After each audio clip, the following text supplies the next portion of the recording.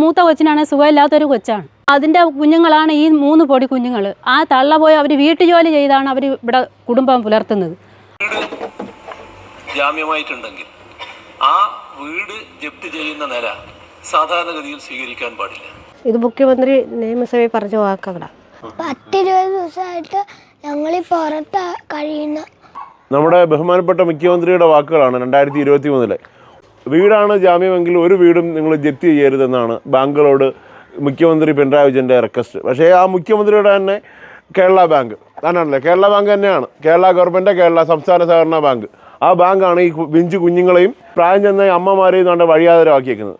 ഇത് കാണുമ്പോൾ എങ്ങനെ ഇതിനെതിരെ എന്തെങ്കിലും ഒരു ആനുകൂല്യം അവർ കൊടുക്കാതിരിക്കാൻ തോന്നുന്നു എന്ന് നോക്കുമ്പോഴാണ് ഇവിടെ ഒരു MLA ഉണ്ടെന്ന് പറഞ്ഞ് മെമ്പർ ഉണ്ടെന്ന് പറഞ്ഞ് ഇവനൊക്കെ എന്തുണ്ടാക്കാൻ വേണ്ടിയാണ് അവിടെ ഇരിക്കുന്നത്. ഇതാണല്ലേ ഈ കുഞ്ഞുങ്ങൾ അവിടുന്ന് പഠിക്കുകയാണ്. ഈ വീട്ടിലെ സാധനങ്ങളെല്ലാം വാരിയിട്ട സ്ഥലത്ത് അമ്മ പോലും ഇല്ലാത്ത സമയത്ത് ഈ കുഞ്ഞുങ്ങളുടെ അമ്മയും മാത്രം ഉള്ളപ്പോൾ ഇവിടെ കാട്ടിക്കൂട്ടിയ പരിപാടിയാണ്. അത് ഗവൺമെൻറ് ആൾക്കാർ, അത് പോലീസുകാരും കൂടെ ചേർന്ന് വന്ന് ചെയ്ത് കൂട്ടിയ പരിപാടിയാണ്. ഈ പിഞ്ചു കുഞ്ഞുങ്ങളെയൊക്കെ വലിച്ചെടുത്ത് വെളിയിൽ കളയാൻ എങ്ങനെ അവർക്ക് മനസാക്ഷി ഉണ്ടായെന്ന് ഓർക്കുമ്പോൾ വെറും പുച്ഛം തോന്നുകയാണ്. കേരള മുഖ്യമന്ത്രിയുടെ വാക്കുകൾക്ക് ഒരു പട്ടിയുടെ വിലയാണ് കൊടുക്കുന്ന ഓർക്കുമ്പോൾ. വീട് ജപ്തി ചെയ്യുന്ന നില സാധാരണഗതിയിൽ സ്വീകരിക്കാൻ പാടില്ല. അത് അവിടെ താമസിക്കാനുള്ള അവകാശം അവിടെ ആൾക്കാർക്ക് അവരെ വഴിയാധാരമാക്കുന്ന നിലപാട് സ്വീകരിക്കാൻ പാടില്ല. ഇത് മുഖ്യമന്ത്രി നിയമസഭയിൽ പറഞ്ഞ വാക്കുകളാണ്. എന്നിട്ട് ഞങ്ങളെ ഇറക്കി വിട്ട് കുഞ്ഞുങ്ങളെ ഇറക്കി വിട്ട് വഴി വിട്ട് കഥവ് പൂട്ടിയിട്ട് പോയി. ഞാൻ 7 ലക്ഷം രൂപ എൻ്റെ മക്കളുടെ കല്യാണ ആവശ്യത്തിന് എടുത്തതാണ്. ഇപ്പോൾ അടയ്ക്കാൻ നിവൃത്തിയില്ല. അതുകൊണ്ട് മുടക്കമൊക്കെ ആയതുകൊണ്ട് അവർ കൊറോണയായി ഭർത്താവിന് കണ്ണിന് കാഴ്ചയില്ലാതായി. അയാൾ ഇവിടെ ഇല്ല, അയാൾ പോയി. ഞാൻ ഈ കൊച്ചുമക്കൾ എത്ര ദിവസം കൊണ്ട് വെളിയിൽ കിടക്കും, 10-20 ദിവസമായി ഈ വെളിയിൽ കിടക്കുന്നത്. ആരും ചോദിക്കില്ല, മെമ്പറോ MLA ആരും വന്നില്ല. ചാനലിൽ വന്ന് ഇത് എടുത്തുകൊണ്ട് പോയി. എന്നിട്ട് ആരും വന്ന് തിരിഞ്ഞു നോക്കില്ല. ആരും വന്ന് തിരിഞ്ഞു നോക്കിയില്ല. ആരും വന്ന് തിരിഞ്ഞു നോക്കിയിട്ടില്ല. ഞാനും കൊച്ചുങ്ങൾ എത്ര ദിവസം കൊണ്ട് 10-20 ദിവസം കൊണ്ട് കൊതുകടിയും കൊണ്ട് ഈ പ്രായമായ അമ്മയും വന്ന് ഇവിടെ കിടക്കുന്നു. എന്ത് ചെയ്താലും ഞങ്ങൾ രക്ഷപ്പെടുന്നതെന്ന് അറിഞ്ഞിട്ട് ഇവിടെ നിന്ന്. ഇത് എത്ര നാളായി ഇവിടുന്ന് ലോൺ എടുത്തിട്ട്? 5 വർഷം തികഞ്ഞില്ല ഇതുവരെ. 5 വർഷം ആയില്ല 7 ലക്ഷം രൂപ എടുത്തിട്ട്. എന്നിട്ട് 3-4 പ്രാവശ്യം നോട്ടീസൊക്കെ അയച്ച് വന്നിട്ടൊക്കെ പോയായിരുന്നു. ഇതുവരെ 50,000 രൂപ തിരിച്ചടച്ചിട്ടുള്ളൂ. തിരിച്ചടക്കും. ഇതിന് നിവൃത്തിയില്ല. ഇടയ്ക്കായി ഭർത്താവിന് നടുവിന് കംപ്ലൈൻ്റ് ആയിരുന്നു. പിന്നെ കണ്ണിന് തിമിരം വന്ന് ജോലിക്ക് പോകാൻ പറ്റാതായി. ഞാൻ വീട്ടുവേലയ്ക്കൊക്കെ പോയ ഈ കുഞ്ഞുങ്ങളെയൊക്കെ നോക്കും. മൂത്ത മോക്ക് വൈകാരികയുണ്ട്. ഇതാണല്ലേ വീട്? ഇതാണ് വീട്. ഞാൻ ഇവിടെ ഇല്ലായിരുന്നു. മോളും ഭർത്താവും അങ്ങോട്ടൊക്കെ ഉള്ളായിരുന്നു. എല്ലാം വാരി വെളിയിലിട്ടിട്ട് എൻ്റെ കുറേ അലമാരിയും കട്ടിലൊക്കെ അകത്ത് കിടപ്പുണ്ട്. കുറേ സാധനമൊക്കെ അവളെ കൊണ്ട് എടുക്കാൻ പറ്റുന്നതൊക്കെ എടുത്ത്, കുഞ്ഞുങ്ങളെ ബുക്കുകളും ചെരുപ്പുകളൊക്കെ അതിനകത്ത് കിടപ്പുണ്ട്. എന്നിട്ട് എൻ്റെ കുഞ്ഞുങ്ങൾ ഒരാഴ്ച വരെ പഠിക്കാൻ പോകാതായി. എന്നിട്ട് പിന്നെ ഞാൻ ഇപ്പം കുറേ പുതിയ ബുക്കൊക്കെ ടെസ്റ്റ് നോട്ടൊക്കെ വാങ്ങിച്ച് കൊടുത്ത് പറഞ്ഞു വിട്ട്. എന്നിട്ട് ഇത് വെളിയിലൊക്കെ കിടന്ന് കുഞ്ഞുങ്ങൾക്ക് പനിയും ചുമയായിട്ട് എന്നും ആശുപത്രി കൊണ്ടുപോയിട്ട് വന്നതേ ഉള്ളൂ. ഞാൻ എന്താ ചെയ്ത് മരിക്കാനേ പറ്റത്തുള്ളൂ. ഇനി ഈ കുഞ്ഞുങ്ങളെയും കൊണ്ട് എന്തോ ചെയ്യുമെന്ന് ഞാൻ ആലോചിക്കുന്നു. മോക്കാണെങ്കിൽ സുഖം എല്ലാവർക്കും ഗുളിക മരുന്നൊക്കെ കൊടുക്കുന്നത്. പ്രശ്നമുണ്ട്. അത് പറയരുതെന്നാ പറയുന്ന മോള്. പേടി എൻ്റെ അടുത്തുനിന്ന്. 3 അവളെ മക്കളാ 3. ആരടുത്തും നമ്മൾ ചോദിക്കാൻ എന്തെങ്കിലും ചാനലുകാർ വന്ന് ആരടുത്തും നമ്മൾ പോയി ചോദിച്ചിട്ടില്ല. ചോദിക്കാൻ നമുക്ക് സഹായിക്കാൻ ആളില്ല. നമ്മളെ പോലെ അത്തപ്പാടിയാണ് നമ്മളെ സഹോദരന്മാരല്ല. പിന്നെ അവരെങ്ങനെ ഞങ്ങളെ സഹായിക്കും?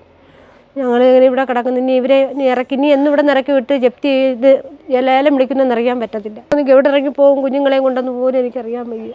ഇവിടുത്തെ വിഷമം കണ്ടിട്ട് ഞങ്ങൾക്ക് തന്നെ സങ്കടം വരുന്നുണ്ട്. ഞാൻ ഒരു ദിവസം ജോലിയിൽ തീർന്ന് വന്നപ്പോൾ ഇതെല്ലാം പറക്കിയിട്ട് എനിക്ക് തന്നെ ഭയങ്കരമായ വിഷമമായിപ്പോയി. എന്ന് വെച്ചാൽ എൻ്റെ വീട് ഇതുപോലെ ആയിപ്പോയാൽ ഞാനും എൻ്റെ കുഞ്ഞുങ്ങളെയും കൊണ്ട് വെളിയിൽ ഇറങ്ങേണ്ടി വരും.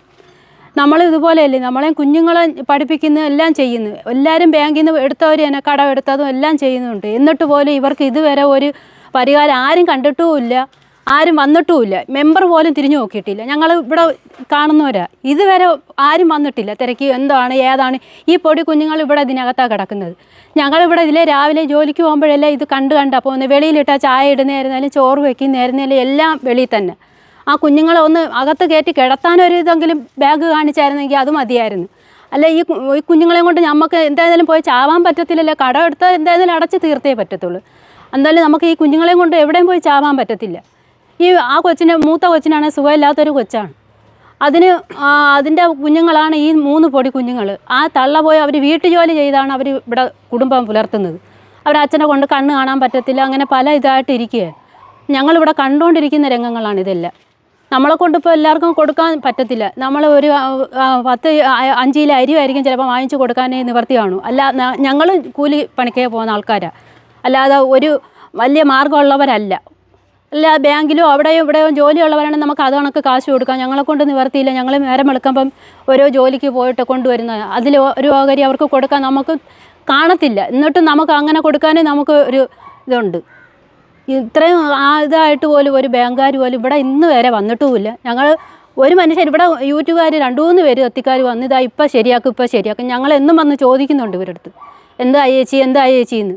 അപ്പോൾ അവർ പറയുന്നു, എടി എല്ലാവരും വന്നിട്ട് പോകുന്ന ഇതുവരെ ആരും ഒരു കാര്യം പറഞ്ഞിട്ടില്ല. അല്ലെങ്കിൽ ഞങ്ങൾക്ക് ഭയങ്കരമായ സങ്കടമുണ്ടെന്ന് വെച്ചാൽ ഈ കുഞ്ഞുങ്ങളെയും കൊണ്ട് ഇങ്ങനെ കിടക്കുന്നത് കാണുമ്പോൾ നമുക്ക് തന്നെ വിഷമം. ഈ കുഞ്ഞുങ്ങൾ ഈ രാത്രി മൊത്തം ഈ കുഞ്ഞുങ്ങൾ ഇവിടെ ഇരിക്കുന്നത്. പിന്നെ അഥവാ രാത്രി അങ്ങോട്ടോ വരുമ്പോൾ ഞങ്ങളൊക്കെ വിളിച്ച് അവിടെ ഇരുത്തിയാൽ അവർ ഇരുത്തുമോ അവരെയൊക്കെ മക്കളെ? രാത്രി അവരെ വീട്ടിലല്ലേ കിടത്തത്തുള്ളൂ. അങ്ങനെ ആകെ വിഷമം ഇരിക്കും. ആരെങ്കിലും എന്തെങ്കിലും ഒരു സഹായം ചെയ്താൽ അത്രയും നല്ലത് അവർക്ക്. അല്ലാതെ അവരെ കൊണ്ട് നിവർത്തിയില്ല. ആ ചേച്ചിക്ക് ഇനി ജോലി ചെയ്യാനുള്ള ഒരു ഇതില്ല. ചേച്ചി വീട്ടു ജോലി ചെയ്താണ് ആ കുഞ്ഞുങ്ങളെല്ലാം നോക്കുന്നത്. എന്ന് പറയാൻ ഞങ്ങൾക്കറിയാം, ഞങ്ങൾ കാണുന്നത് അവർ എത്ര വീടുകൾ തേച്ച് കഴുകി അവർ ഈ വീട്ടു ജോലിക്ക് ഞാനും പോയിട്ടുള്ളവളാണ്. വീട്ടിൽ പോയി ചെയ്ത് എത്ര കിടന്ന് കഷ്ടപ്പെട്ടാലേ അവർക്ക് ഒരു 500 രൂപ കാശ് കിട്ടത്തുള്ളൂ. അങ്ങനെയാണ് അവരിവിടെ കഴിയുന്നത്. അവർ ഈ ബാങ്കിൽ എങ്ങനെ അടയ്ക്കും? ഒരു നിവൃത്തിയില്ലാതിരിക്കുകയാണ്. ബാങ്കിലെ സാറന്മാർ, ഒരു പോലീസുകാർ എല്ലാവരും കൂടെ വന്നു, നിങ്ങളിങ്ങോട്ട് ഇറങ്ങി, നമ്മൾ സാധനം പറക്കട്ടെന്നും വേണ്ട. അവർ അങ്ങകത്ത് കയറി ഞങ്ങളിവിടെ മുറ്റത്ത് നിന്ന് അവരെല്ലാം വാരിയപ്പുറത്തും ഇപ്പുറത്തുമൊക്കെ കളഞ്ഞു. തള്ളയില്ലായിരുന്നു, തള്ള ജോലിക്ക് പോയിരുന്നു.